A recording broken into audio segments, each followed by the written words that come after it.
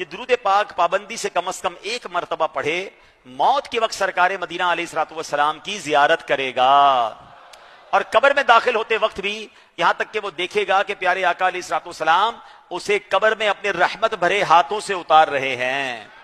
آئیے مل کر پڑھتے ہیں، اللہم صلی وسلم وبارک علی سیدنا محمد النبی الامی الحبیب العالی القدری العظیم الجاہ وعلی آلہ وصحبہ وسلم۔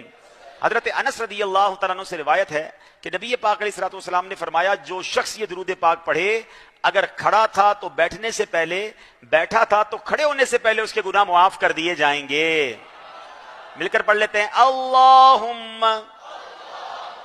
صلی علی سیدنا و مولانا محمد وعلی آلہ وسلم۔ جو یہ درود پاک پڑھتا ہے اس پر رحمت کے 70 دروازے کھول دیے جاتے ہیں۔ مل کر پڑھتے ہیں، صلی اللہ علی محمد۔ علامہ احمد ساوی رحمۃ اللہ تعالی علیہ بعض بزرگوں کے حوالے سے لکھتے ہیں، اس درود شریف کو ایک بار پڑھنے سے 6 لاکھ درود شریف پڑھنے کا ثواب حاصل ہوگا۔ مل کر پڑھ لیتے ہیں، اللہم صلی علی سیدنا محمد عدد ما فی علم اللہ صلاة دائمة بدوام ملک اللہ۔ ایک دن ایک شخص آیا تو نبی پاک علیہ الصلوۃ والسلام نے اسے اپنے اور صدیق اکبر رضی اللہ تعالیٰ عنہ کے درمیان بٹھا لیا۔ اس سے صحابہ کرام کو حیرت ہوئی کہ یہ کون بڑے مرتبے والا شخص ہے۔